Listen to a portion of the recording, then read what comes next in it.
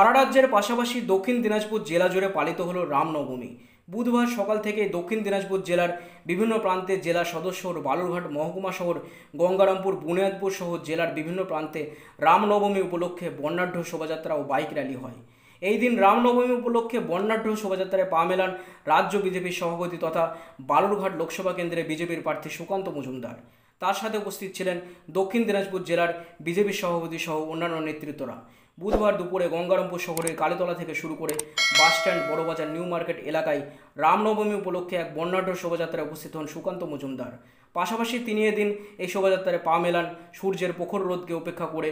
এদিন সারা জেলা জুড়েই রামনবমী উপলক্ষে বর্ণাঢ্য শোভাযাত্রা এবং বাইক র্যালিতে প্রত্যেকের উপস্থিতি ছিল যথেষ্ট লক্ষণীয়।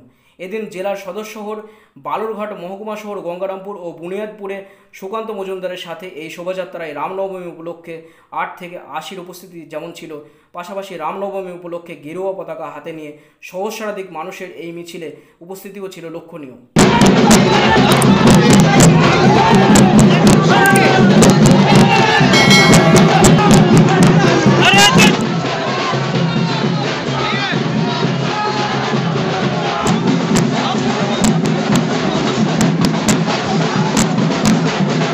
যদি এখনও আমাদের খবরের দর্পণ চ্যানেলটি সাবস্ক্রাইব না করে থাকেন তাহলে এখনই সাবস্ক্রাইব করুন, সঙ্গে বেল বাটনটি ক্লিক করুন আর পেয়ে যান সব খবরের দ্রুত ভিডিও আপডেট।